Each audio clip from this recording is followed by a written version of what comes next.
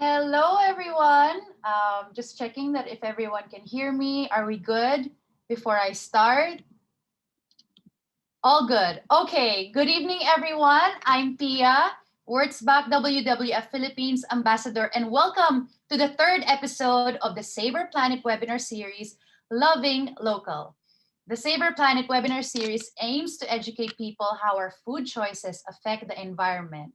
When we think about environmental issues, we usually connect it to pollution, diba, and deforestation. However, how we produce, consume, and dispose of our food actually plays a vital role in helping the planet too. So, before we proceed to our topic for today, I want to see where our audience is from. We are live right now, and let's do a quick location check. Comment your location below so we can give you guys a shout out. Okay, I'll give you guys some time because we are live. Oh, we got some people from Quezon City. Hello. And from Batangas. Kumusta kayo dyan? Uy, Palawan din. We also have viewers from Palawan. Hello, guys. I hope everybody's staying safe and happy and healthy. Of course, we have some viewers from Manila, Cavite. Hello. Pasig City and Valenzuela. Okay, do we have any more? Iloilo! Ooh, oh, ako nakakapag-Iloilo. Nakapag-Iloilo na ako pero matagal na. Ayan. Okay. Hello guys. Thank you for watching. So, thank you for watching this webinar series. Thank you for joining us today. We encourage everyone to stay tuned until the end of the program and listen intently because we will be giving away prizes to the winners of our game. And we will be accepting the third round of entries for our raffle. So, quick recap, guys. Last January, we celebrated Zero Waste Month by giving you tips and tricks on how to reduce food waste and plastic waste connected to food. Then, on February, we introduced you to the planet-based diet and how we can make better food choices for ourselves and the environment. Today naman, we'll be focusing on love. Ay, loving our local resources and our local produce. Did you know that conserving our resources like water and electricity, supporting local farmers, and planting your own food are not only good for your wallets, but also for the environment? Marami na rin ako mga natutunan na ways to do this throughout the years through friends, nagbibigay ng advice, through experience, and also mga advice ng WWF Philippines. Personally, guys, kayo din mag-share na rin kayo kung ano yung mga money-saving experiences nyo. But for me, I find that with electricity, always making sure na if you're not using it, turn it off. Tinuro na to sa atin, ng mga bata pa lang tayo. Pag hindi ginagamit, patayin muna. And to invest in appliances that are energy efficient kasi in the long run, makakatipid ka pa and also less energy ang kailangan nito which is good for the environment. And pagdating naman sa water, knowing how to recycle water, di ba? Kung pwede naman na gamitin pa ulit, kung may ibang pwedeng paggamitan, if you're a plantita, pwede mong gamitin doon, or again, turning the faucet off when you don't need the water, not letting it run, and pagdating naman sa food, supporting local farmers, supporting local produce, also basing your food menu on the season, kung ano yung mga fruits and vegetables that are in season. So there's really so many ways, but I can't wait to hear more during the session and also to hear from you guys. So mag-comment din kayo down below on how you're doing this. We would like to know. So, I don't know about you guys, pero talagang, di ba, nakakalula na yung mga bilihin ngayon. So I find it exciting that we actually can save money while helping the environment. And that's what we're going to talk about today. So without further ado, let's start learning. Please welcome WWF-Philippines Sustainable Consumer Specialist for the Sustainable Diner Project, Lorraine Roque. Hi, Pia. Nice to see you again. How are you? Hello, Rain. So nice to see you again. How are you? Okay naman. Okay, so to start off, let's get right to it. Could you tell us more about the Sustainable Diner? Sure, Pia. So, WWF is actually celebrating its 60th anniversary today. So happy anniversary, WWF. It has been a wonderful 60 years of action for nature. So mas kilala talaga kami in WWF for our work on animal conservation. However, marami din kaming projects tungkol sa iba't ibang environmental issues that go beyond animals. At kasama dun ang food. So the project that I'm part of is called the Sustainable Diner Project at kinokonekta namin ang mga epekto ng ating food choices sa ating environment. So we are working on integrating sustainability principles into food-related national and local policies, food business operations, and of course, the consumer behavior of Filipinos. So being a sustainable diner is really about 5 things. So it's conserving energy and water, using local and seasonal produce, reducing the use of single-use plastics, eating more plant-based dishes, and reducing food waste. So ito yung 5 bagay that we wanted to highlight in this webinar series. So Save Our Planet is really a play on words of save our as in iligtas and savor as in namnamin or i-enjoy. So ang aim niya is to educate on what it means to be a sustainable diner. So magkakaroon ng 4 episodes. Yung una, ginawa siya nung January, which was focused on reducing our waste. So that was on food waste and plastic waste. Yung second episode nung February was focused on eating more plant-based dishes. And today, yung third episode natin is about loving local. So, loving and conserving our natural resources and loving our local produce through local sourcing. Yung last episode naman sa May will be a showcase of educational materials and knowledge products that the project has developed in the last 4 years. So to our new viewers today, welcome to this series, and for our returning viewers, welcome back. Okay, well, thank you, Rain, for the overview. Now, I'm really curious about how loving local resources or resource conservation is connected to our food and the environment. So Pia, actually yung una nating kailangang isipin is this question. What goes into making our food? So unang-una, kailangan natin ng lupa or land. Kasi doon natin tinatanim yung bigas at gulay, ganon. Tapos doon din natin pinapag-graze yung mga hayop natin. Next naman, kailangan natin ng tubig. So yun yung pangdilig, panghugas, panginom, pangluto, etc. Tapos, gumagamit din tayo ng fuel. So, ginagamit natin yan kapag tinatransport natin yung naani natin papunta sa mga palengke at sa ating mga bahay. Pero kapag nagluluto din tayo, di ba gumagamit din tayo ng fuel gamit ang LPG. So, lastly, kailangan din natin ng kuryente or electricity kasi ito yung nagpapatakbo sa ibang equipment na kailangan sa farms, dun sa mga factories, tapos kahit dun sa ating mga kusina. So bilang consumers, dito sa 4 na resources na to, mas may control tayo or may mas magagawa tayo pagdating sa ating paggamit ng tubig at kuryente. So kapag tinignan natin yung electricity, pwede siyang nanggagaling sa dalawang sources. Pwedeng renewable at pwedeng non-renewable. So sa Philippines, 25% ng ating kuryente ay nanggagaling sa renewable sources like solar, wind, or hydro. Pero majority pa rin, 75% still comes from fossil fuels. So di ba lagi nating nagiginig yung fossil fuels? Pero ano nga ba siya, di ba?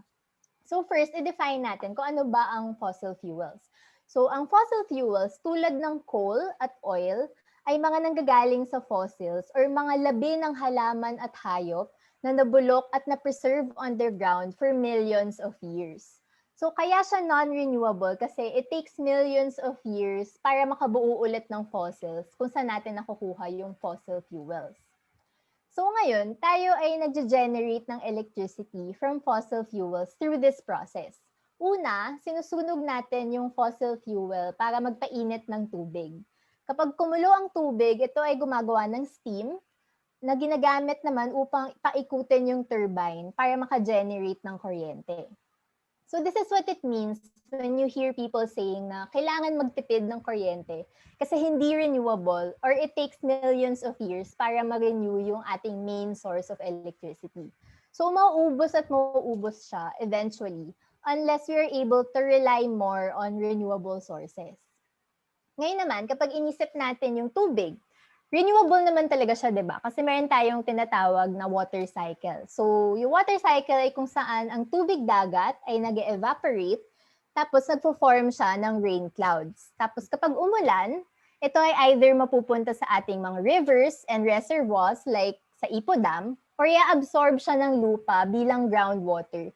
At eventually, babalik sa dagat. Tapos ulit-ulit yung cycle na yon.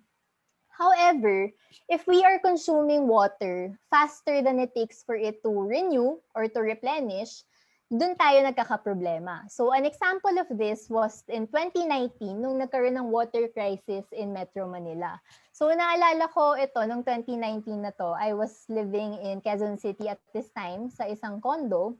Tapos wala talagang lumalabas na tubig sa gripo namin. As in, lumabot na sa point na kahit matutulog na kami, iniiwan naming nakabukas yung gripo just for kahit small chance lang na makapag-ipon kahit konti for the next day. So, when we think about yung sa tubig kasi, usually tinitignan natin siya sa supply side na parang mas kailangan nating maghanap ng mas madaming sources of water para ma-meet ang needs ng lahat ng tao. So itong kind of perspective or this kind of approach could lead to the displacement of communities and irreversible damage to our natural resources tulad ng forests and mountains that protect us from typhoons and flooding. So meron talagang need to look at this from both sides. So may supply and meron ding demand, which is from us consumers. So we also need to keep our own demand in check. So dito sa photo na to, I'm sure familiar kayo dyan sa blue na drum na yan. Laging may nagkalat na blue na drum everywhere. So itong kind of drum can hold 200 liters of water. Tapos it was found out na yung average na dami ng tubig na ginagamit ng isang middle-class Filipino na nakatira sa Eastern Metro Manila sa isang araw ay 200 liters or isang drum na yan per person per day. But did you guys know that the national average water consumption for one day is only 105 liters? So hindi natin mapagkakaila na meron talagang overconsumption ng tubig na nakaka-contribute sa ating water shortage. Kaya importante for us to love our resources through conservation. Because when we conserve water, unang-una, we will have more water for everyone. So, pwede nating masulit ang ating existing water reservoirs at maiwasan yung paulit-ulit na water crisis. Tapos kapag nagtipid naman tayo ng kuryente, bababa yung ating greenhouse gas emissions dahil mas kukonti yung ginagamit natin na fossil fuels. And this will be a big help to our planet. At syempre, ang best direct benefit sa atin ay makakatipid tayo ng pera. So, yon. Okay, Rain, I always knew na may environmental impact ang resource conservation, but this really makes it so much clearer and easier to understand. Actually, I'm also reading the comments from our Facebook viewers, and they're saying the same, that this is really informative. Could you share with us some tips on what we can do to save more water and electricity naman? Okay, sure. So, una, let's start with water. So, first of all, fix your leaks, yung mga tulo ng gripo, gano'n, yung tulo ng shower. So, minsan iniisip kasi natin na okay lang yan, konti lang naman kasi yung tumutulo.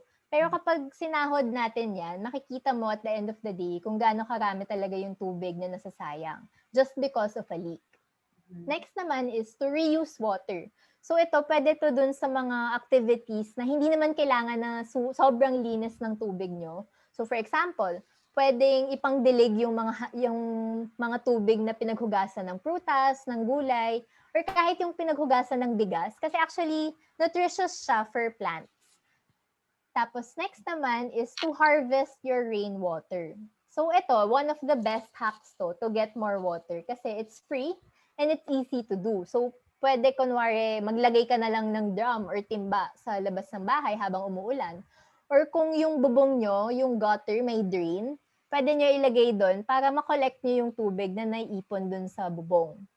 Tapos sa amin sa bahay, one of the best practices na yun sa amin, tapos ginagamit namin usually yung tubig sa pagdilig ng halaman o kaya sa paglinis sa labas ng bahay.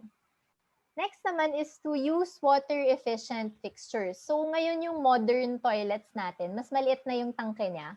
So kaya mas konti na yung tubig na kailangan para mag-flush. So meron din tayong yung pwedeng ikabit sa gripo na tinatawag natin na faucet aerators. So ginagawa niyang parang shower yung labas ng tubig sa gripo, tapos binabawasan niya yung lumalabas na tubig sa faucet.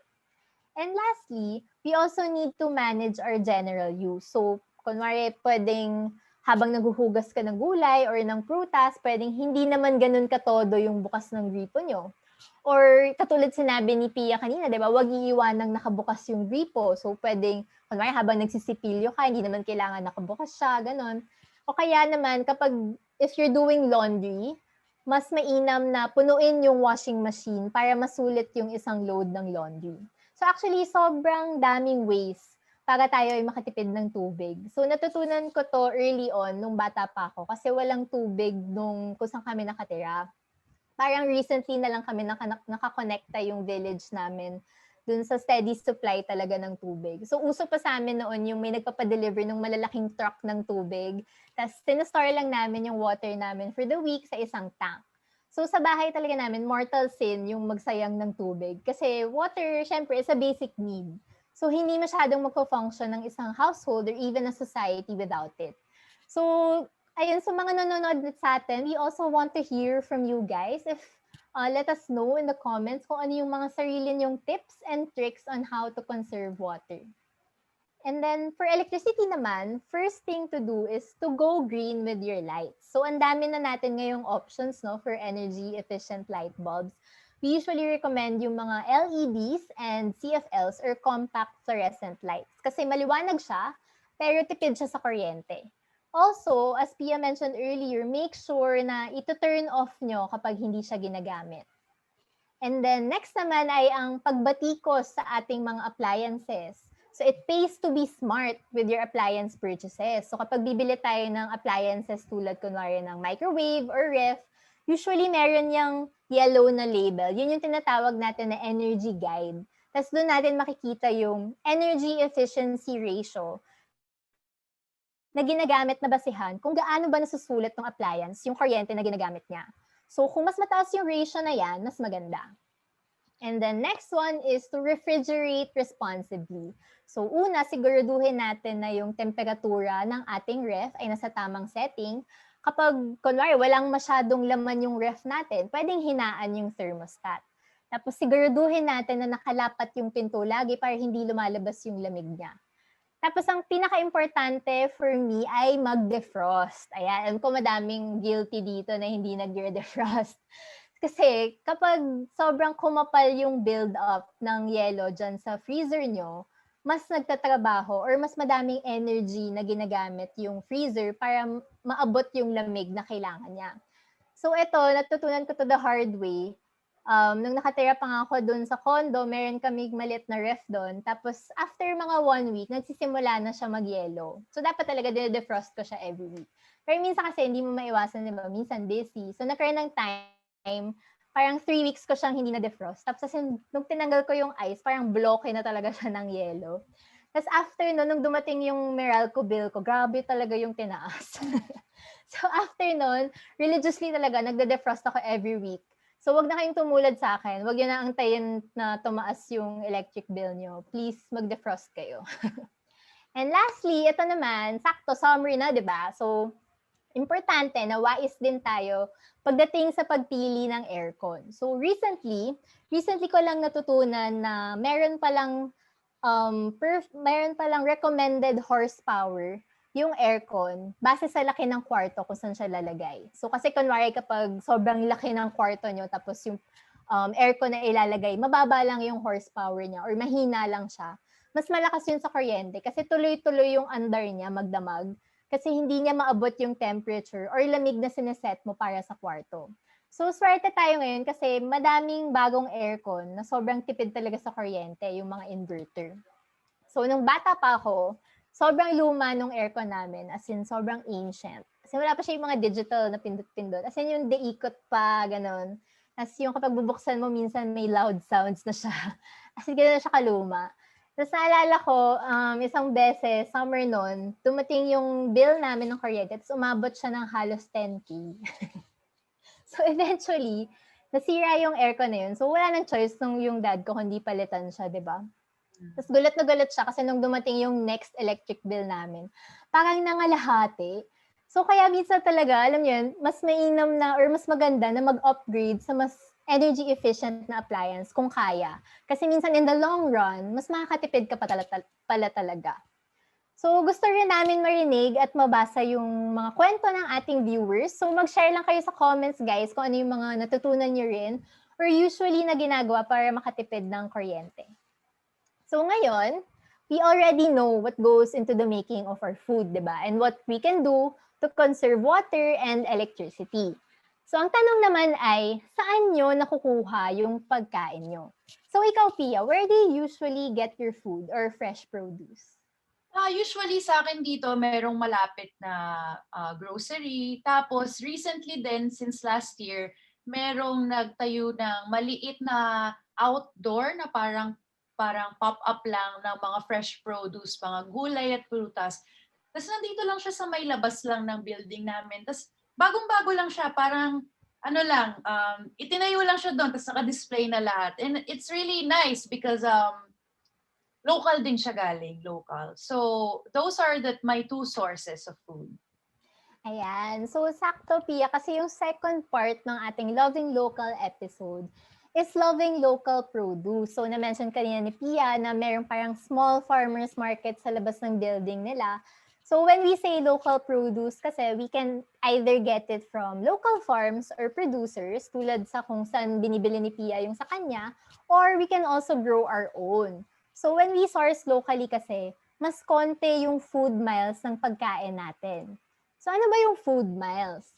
So kung babalikan natin ang journey ng ating pagkain, makikita natin na madami siyang pinagdadaanan bago makagating sa atin. So ang food miles ay kung gaano kalayo ang pinanggalingan ng pagkain natin bago makarating sa ating plato. So kapag mas malayo, mas marami yung fuel na kailangan niya. Kaya mas mainam na mas malapit ang pinagkukuhaan natin ng pagkain. So kunwari, instead of buying imported goods, mas makakatulong sa ating farmers, sa ating wallet, at sa ating environment kapag tinangkilik natin yung sariling atin. So actually ngayon, mas naging convenient na lalo yung pagsuporta sa ating farmers at local produce. Kasi marami ng online markets na direktang kumukuha sa local farms. So you can check out some of these online sources. You can screenshot this slide for reference later. Tapos if meron din kayong marirecommend ng mga online communities na tumutulong sa ating farmers sa pagbenta ng kanilang produce, please do share them in our comments para din makita ng ating viewers. Ayan. And then another way to love local or to source local produce is to grow your own. So ang pagtanim at pagtubo ng sarili nating pagkain ay nagbibigay sa atin ng access sa malapit na source ng fresh food. So nasisiguro din natin yung quality niya ng pagkain o kaya lalalaman din natin kung ginagamitan ba siya ng mga pesticide, diba? Kasi tayo naman yung nag-grow sa kanya. So nakakatulong din syempre ito sa ating pagtipid. So mas makakasave tayo ng pera kung yung ibang gulay at prutas natin ay nagagaling sa sarili nating tanim. Tapos binibigyan din niya tayo ng kakayahan upang magbigay o mag-share ng sobrang ani sa ating mga kapitbahay, sa mga ating mga friends, sa ating family. And of course, it also helps us keep our planet and ourselves happy and healthy. So kung gusto nyong subukan gumawa ng sarili nyong garden pantry or sarili nyong survival garden, may iba't ibang paraan. So kung paano ito gawin, depende kung gaano kadami yung space na available sa inyo or kung kung ano yung resources na meron kayo. So kung madami kayong backyard space, kunwari idle land sa garden nyo, ganun. Tapos madami kayong lupa na hindi naman napapakinabangan, pwede kang magtanim directly sa ating backyard. So for example, ito, sa bakuran namin yan. So humingi kami sa kapitbahay namin ng suhe. Yun yung baby banana plant. Tapos tinanim namin siya sa backyard namin few months ago. Few months pa lang tong banana tree na to. Tapos sabi ng dad ko, mga 1 year pa bago siya mamunga talaga. So kapag ganyan, medyo high commitment kasi it takes a year or so bago magkabunga. Pero meron ding mga low commitment na crops tulad nitong nasa right side, yung talbos ng kamote. Nagtanim kami ng sobrang dami kasi mahilig kami gumawa ng chicken soup tapos meron lang talbos ng kamote. Para lang may gulay yung kinakain namin. Tapos recently kasi, yung talbos kasi, ano yan kinakain mo siya kapag mura pa or bata pa siya kasi yun yung masarap. Kapag magulang na or matanda na yung talbos, di na siya usually kinakain. So, inani na namin yung kamote niyan. So, parang may isang linggo kaming may timba ng kamote. Nagkasawaan kami sa kamote queue. Next time, ha? Next time. Ay, oo, Pia. Padalahan kita. Uy, aasahan ko yan, promise. Kapag matamis na yung kamote, yung itong batch na to. Ayan. So kapag wala ka naman masyadong space, kunwari, wala kang space sa backyard nyo or konti lang yung soil, pwede ka rin mag-container gardening. So ito yung paggamit naman ng recycled bottles or cups or other containers, tapos lalagyan ng lupa, tapos tataniman nyo ng mga seeds. Pwede nyo siyang doon ipasibol o yung mga maliliit lang na crops. So itong nasa left side, ito sa kaibigan ko to sa WWF, nagpapatubo siya ng ampalaya, suha, at sile sa recycled plastic cups. So eventually, lilipat daw niya to sa mas malaking containers or sa maliit na space sa garden nila. So ito naman sa right side, yung teammate ko, nagpapatubo sila ng spinach naman sa recycled plastic bottles. So sinabit nila to sa pader para mas efficient din sa space. Tapos kunwari, wala tayong space, wala tayong lupa, pwede rin tayong mag-experiment gamit ang hydroponics. So ang hydroponics ay ang pagtatanim gamit lamang ang tubig at chemical nutrients. So for example, yung project manager namin sa Sustainable Food System, si Monsi, nagtatanim siya ng purple petchay sa isang hydroponic system sa kanila. Tapos ito namang sa right side, yung sa brother ko, nagtatanim sila ng basil, cherry tomatoes, and Swiss chard. Tapos nakatira kasi sila sa condo. So they had to get one with a grow lamp or a sun lamp. So madami talagang ways for us to grow our own food. So it's very practical and it can also be very therapeutic. So if gusto niyo namang i-share ang inyong sariling plant babies, mag-comment lang kayo para makapagbigay inspirasyon din tayo dun sa mga nagkakaroon pa lang ng interest na subukan ang kanilang green thumb. So there you go guys, loving local resources through conservation and loving local produce through local sourcing and growing your own. Okay, well, no, that's really, really interesting.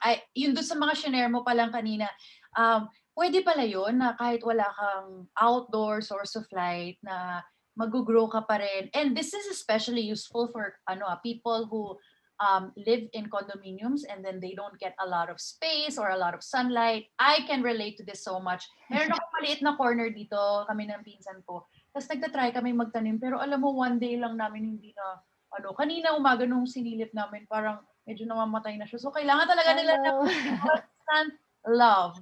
Mm-mm. Parang relationship. Wow. Wow. Wow. Parang relationship. But going back to hydroponics. Now, I've never tried this before and I'm really curious. It looks a little intimidating kasi. Hindi ba mahal yan? Actually, Pia, if gusto nyong mag-try, kunwari mag-hydroponics, may mga nabibili na kits for beginners. Or pwede rin tayo mag-DIY. So our project manager for Sustainable Food Systems, Monsi Hinay, will teach us today how to do a DIY hydroponic system. So watch this.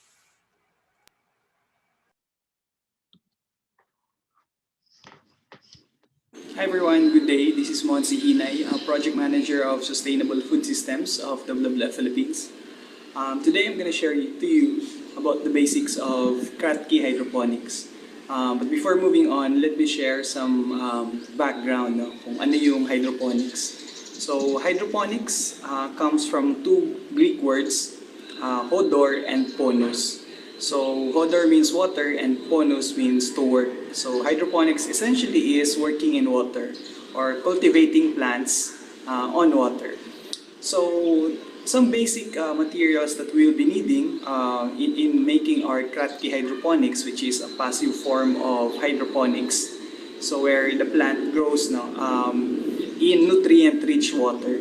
So these are some of the things that we need in making the Kratky hydroponics. So basically, some stuff na pwede mong makita sa bahay mo. So for example, I'm using this one. This is actually a hydroponically grown purple pechay. So although this container was purchased, but essentially ito yung maliit na version ng Kratky hydroponics na meron ako dito.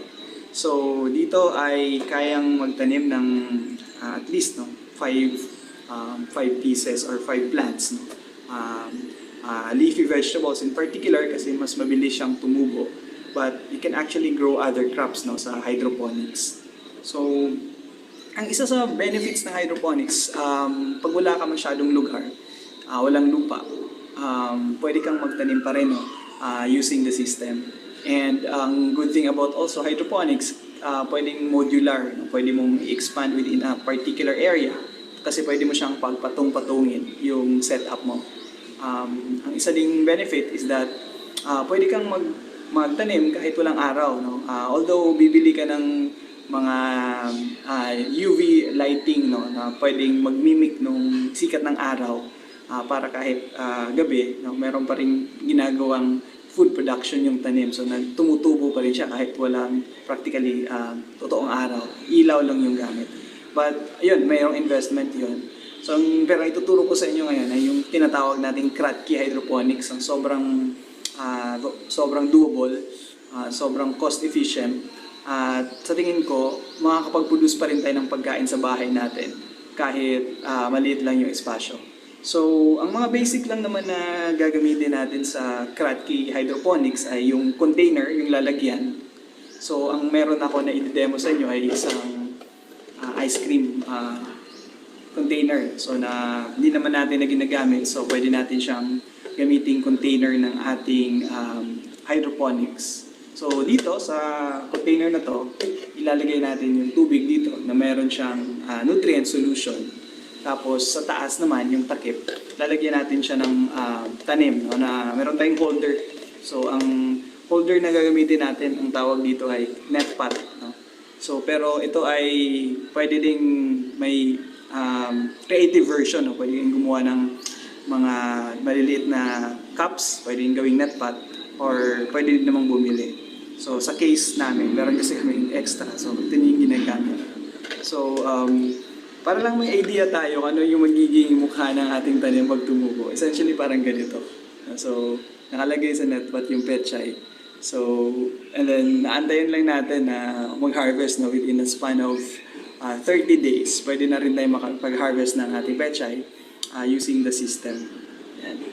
So, aside from the container, meron tayong yung sinabi ko kanina, yung holder ng tanim, which is your net pot. And then, meron tayong foam.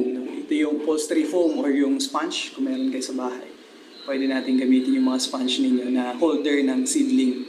So, and of course, kailangan nyo ding mag-seedling. So, hiwalay siya na nalalagyan.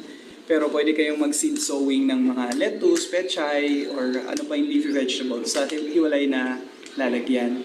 So, sa case ng demo natin, meron tayong lettuce na sinid sowing ko sa isang repurposed na plastic cup.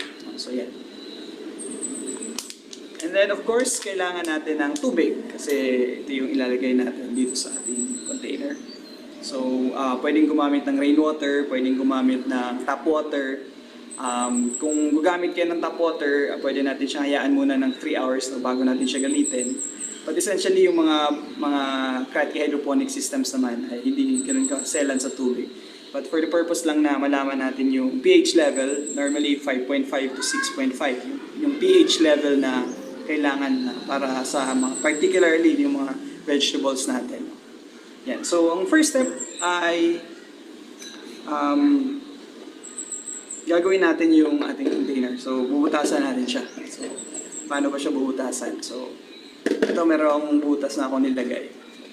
So for this one, pwede tayong magtanim ng dalawa. Kasi ang petsa ay pag tumubo, medyo malaki siya. So, yan, binutasan ko na siya. Yan, para malagyan natin ng net pot.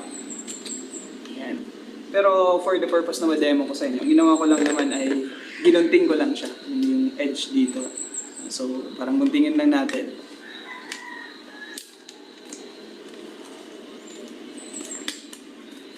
So maraming pwedeng i-repurpose na mga gamit sa bahay para maging ating container. So fit mo lang yung net pot kung okay na siya. So mukhang hindi pa siya okay. So kailangan natin siyang ulitin ulit. Form ulit.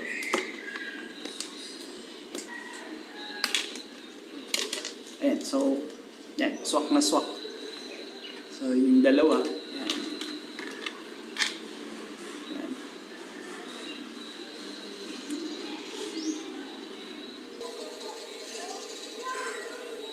Ating lalagyan ng tubig na may nutrient solution. So mamaya papakita ko kung ano yung nutrient solution. So, yan. So meron tayong herb. No, meron tayong herb dito, yung basil. Yan. Basil na naka-hydroponics pero nakalagay siya sa isang glass jar. So, yan. Na may hydroponic solution sa loob. So, ang first step lang naman ay once meron na kayong seedling, so importante mag-seed sowing muna kayo. For lettuce, pechay, more or less mga 14 days no, after sowing, pwede nating i-transplant. But for other vegetables, mas longer. But for leafy vegetables, which is mostly ito yung ginagamit natin sa hydroponics, sa Kratky hydroponics setup, pwede na 14 days. And then, magtatanim din tayo ng herb, which is basil, no? So ang gagawin nating basil ngayon ay hindi sa seed, no, kundi sa cuttings. So meron akong basil dito sa likod, nakikita niyo. So puputol tayo mamaya ng ating itatanim dito na basil sa ating hydroponic setup, which is itong ice cream container. So isang lettuce, isang basil, para lang ma-demo ko sa inyo kung ano yung magiging mukha niya. Yan. So first thing ay kukuha na tayo ng seedling dito sa ating seedling sowing natin ng lettuce. So pag nag-seed sowing ka ng lettuce, pwede naman sa ganitong baso or sa microwavable container, or pwede din yung ilagay dito sa ice cream. Mahiwalay ka na ice cream box, pwede din. So dito, dahan-dahan lang yung pagtanggal ng seedling from the seedling tray. Yan, para hindi masira yung roots niya. Yan, so meron na akong medyo natanggal dito. Yan. So from this one. So, normally may mga soil pa yan. So tatanggalin nyo lang yung soil. Tapos dito sa itong upholstery foam or sponge, pwede nyo gamitin sa bahay. Ipitin lang natin or insert natin yung ating lettuce seedling. No? So normally, pinapasok lang natin yung seedling dahan-dahan para hindi masira yung roots at parang i-clip siya. No? So ang purpose lang talaga ng ating foam ay holder. Tapos, ilalagay na natin siya sa ating net pot. So net pot natin ay ito. So, importante lang na yung roots ay medyo mag-touch na sa bottom para mabilis na siyang bumaba, no, pag may tubig na or may nutrient solution. Yan, so, ilagay natin. Yan. Yung net pot dito sa ating cover. Yan. So, parang ganyan, no? Kita niyo. And then yung kabila naman, tatamnan natin siya ng basil cutting. So para lang ma-demo ko. So puputol lang tayo ng basil cutting. Kung mayroon kayong mga basil, pwedeng cuttings. Or kung wala naman, pwedeng mag-start from seed. Mag-seed sowing kayo. So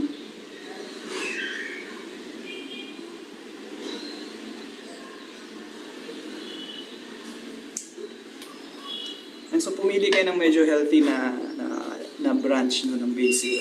So at least may 3 nodes, 1, 2, 3. So dito kasi lalabas yung gut ng inyong basil pag nalagay na natin siya sa solution. Ayan. Dito. So gagawin nyo din ay i-insert nyo din siya dun sa ating foam. Sponge ko yan. So para may holder siya. Yan, katulad yan. At ilagay natin siya sa ating net pot. Yan. Yan. So, sweet lang natin yan siya sa net pot. Yan. At ilagay natin siya dito sa cover ng ating ice cream container. Yan. So, meron na tayong dalawang tanim. Lettuce at yung ating basil. So, ang next natin na gagawin, so tabi muna natin to. So, next natin na gagawin ay maglalagay na tayo ng solution dito or water na may solution dito sa ating ice cream box. So, ang nutrient solution ay normally nabibili natin yun. So, merong A and B solution yan siya. So, 16 nutrients na kailangan ng tanim natin para tumubo siya ng maayos. So, ang gagawin lang natin ay i-dilute natin yung solution dito sa tubig. So, normally, ang dilution rate ay 1 liter of water is to 5 ml ng each ng hydroponic solutions, ng A and B solution. So, medyo maraming mga brands available sa hydroponic solution, but I guess yung mga preferred or mas popular, no, yung mga Snap Hydroponics or yung mga Yamasaki Hydroponics. But advice ko na lang, kayo na lang mag-trial and error, no? Kasi depende din naman yun sa inyo. But in my case, I have tried, no, a lot of brands na rin. So para nakita ko din na may mga okay, may hindi. Pero pwede din na talagang matuto din tayo dun sa trial and error nito. So, yung hydroponic solution ay ating ilalagay sa water dito sa ating container. So, ito ay 1.5. So, ang ilalagay ko ay 1.5 liter ng tubig sa ating ice cream box. Siya yung reservoir natin ng tubig. Yan. So, yun yung tubig.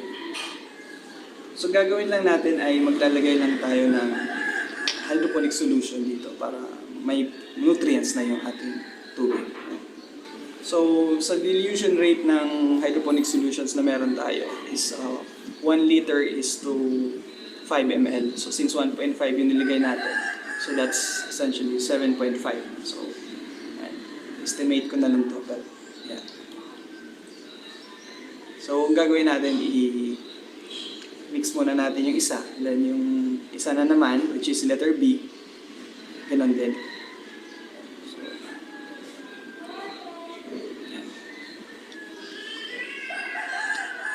there you go. So, ito na yung ating hydroponic solution at ating ilalagay na yung cover para siguraduhin lang na mag-touch talaga yung bottom part ng inyong net pot dun sa solution, sa tubig.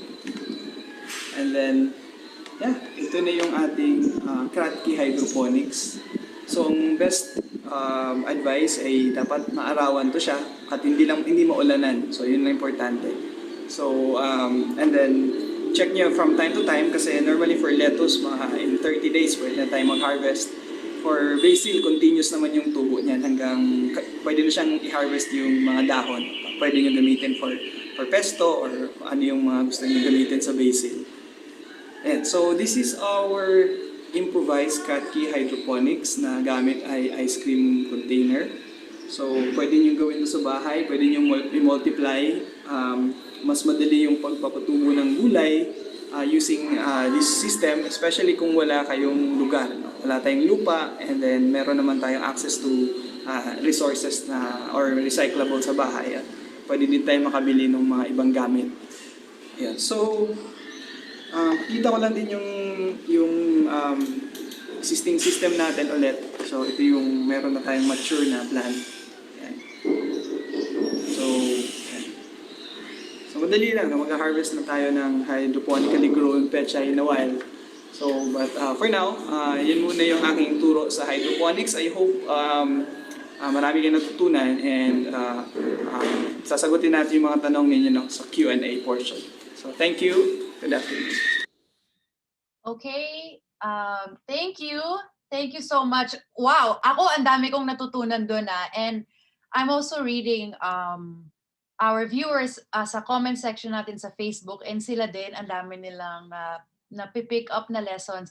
I don't know about you guys, but after this, I think I want to apply everything that I learned. I think I'm going to get myself some hydroponic solutions and try this out myself.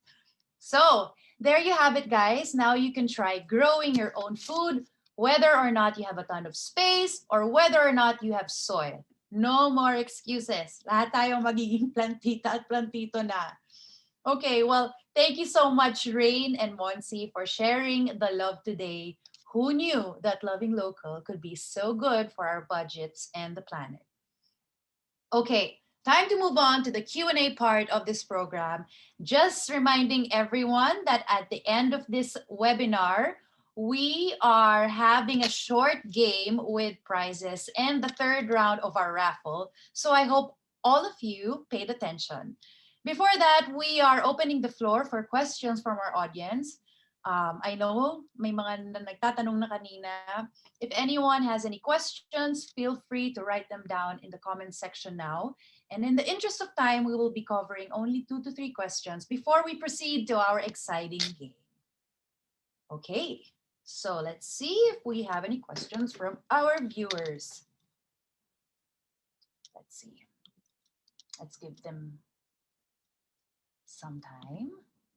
Sige, sige. Okay lang, guys. Gather your thoughts, gather your questions. Alam kong baka medyo marami yan. I know somebody was asking a lot of questions about the hydroponics. So now would be a good time to ask your questions. Okay, so we're just gathering them right now. I hope you guys learned a lot because ako din. We're all learning together. Okay, we got a question from Juan Reynaldo Zara. Juan says, can I use pipes also in hydroponics? Sir Ronzi, I think yes, you can take this question. Yeah, hello. Yeah, yes, you can use pipes. Oh, they can, because this person has been asking the question while you were doing the demonstration earlier. And okay, so okay, that's good. You can use pipes for hydroponics. Yes, pipes such as your gutters, even how do you call this, discarded, tubes. For as long as meron siyang tight siya, wala siyang leaks, you can use that one as your reservoir for your hydroponics. Okay, thank you, thank you. All right, we have another question from Ande Sotnas. Where can we buy the hydroponics nutrient solution? Oh, this is a good question.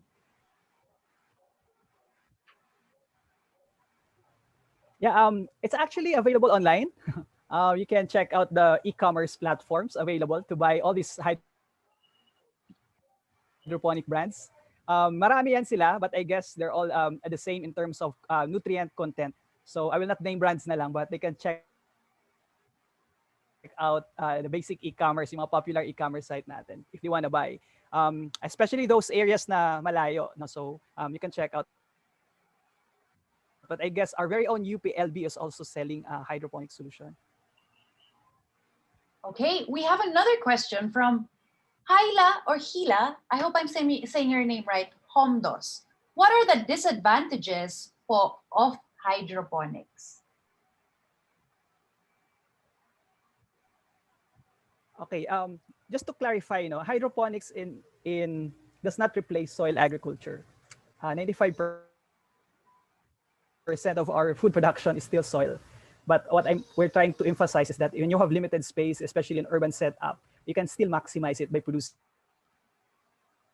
or growing your food through hydroponics method. One of, I guess, the disadvantages of a hydroponic setup, especially those complicated systems,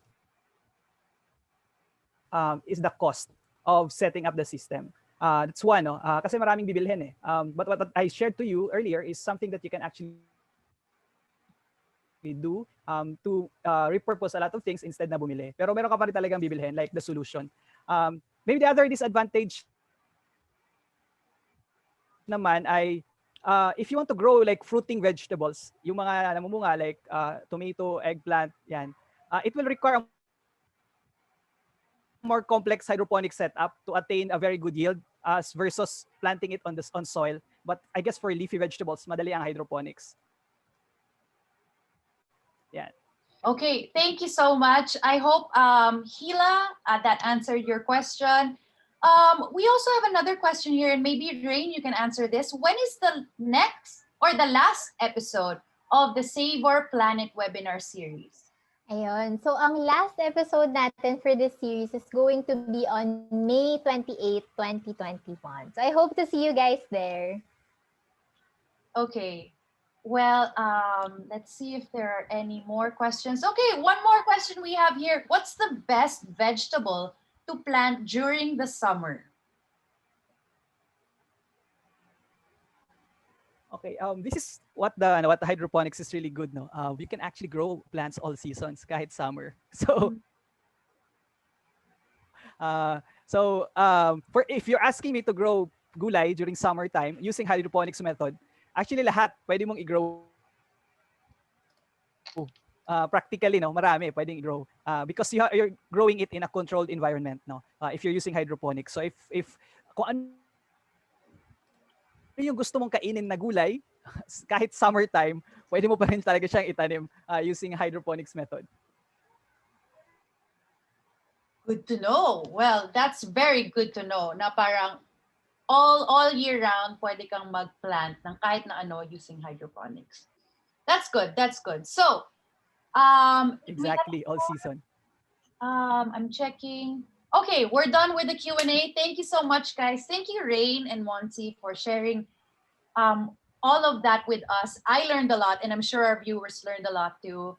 Thank you so much for your interest and your curiosity. And I'm sorry, guys, but we can't address all the questions. Yeah, but members of the Sustainable Diner team will try to answer some through the comments. Okay.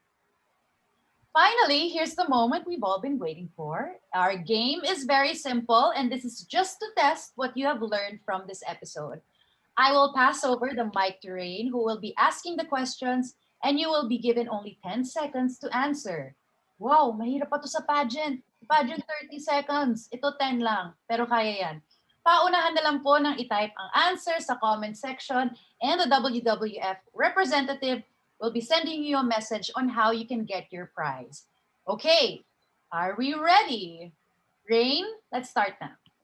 Okay, guys. So, we have 5 questions for you and only 10 seconds. So, good luck. So, first question.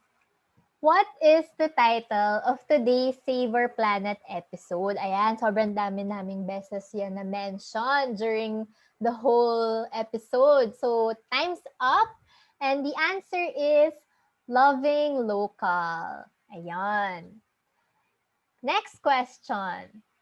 So, give one way to conserve water or electricity. So, earlier we gave you around 9 tips for water and electricity.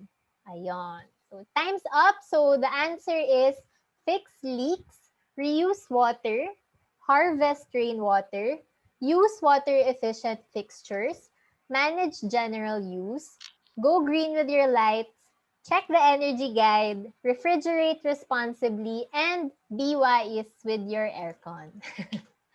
Next question, number 3. True or false? Food miles is the distance between us and where our food comes from. So earlier, we talked about this new concept called food miles. So time's up and the answer is true. Yes. So food miles ay kung gaano kalayo nanggagaling ang pagkain mo bago siya makarating sa'yo. So we have 2 more questions left. The next question is, Give one material needed for Kratky hydroponics. So kung nakinig kayo kanina sa video ni Sir Monsi, alam na alam nyo to kasi sobrang dali lang pala mag-DIY hydroponics. So time's up.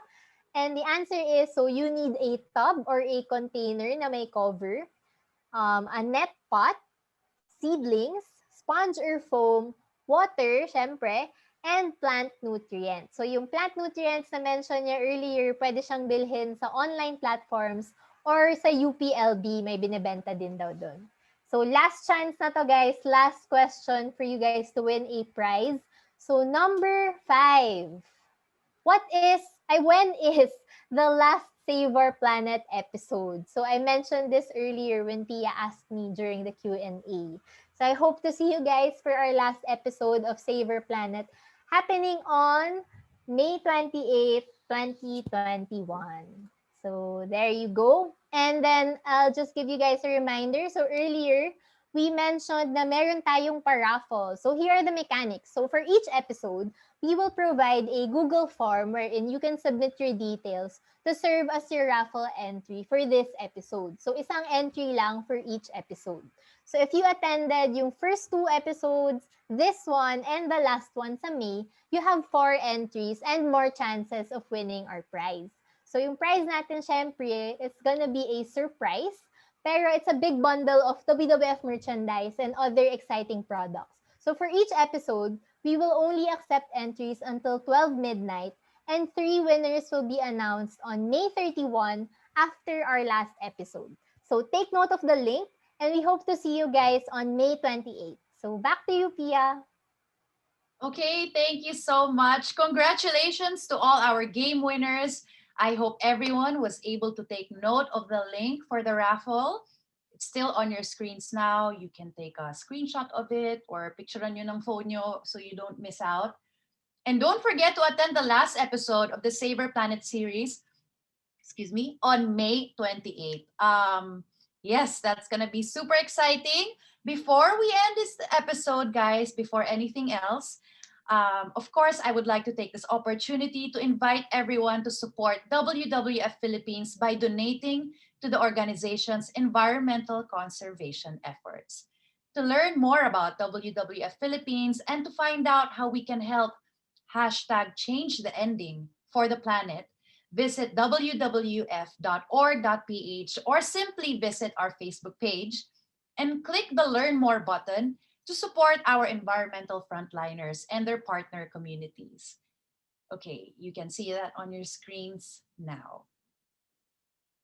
That concludes the 3rd episode of the Savour Planet series entitled Loving Local. We hope that we inspired you to conserve our resources, support local produce, and grow your own food. We hope to see you again on May 28 for the last episode. Stay tuned on WWF Philippines official social media pages for the other announcements of our future digital events. This is Pia Wurtzbach, WWF-Philippines Ambassador, now signing off. Have a great evening, everyone, and I'll see you again soon.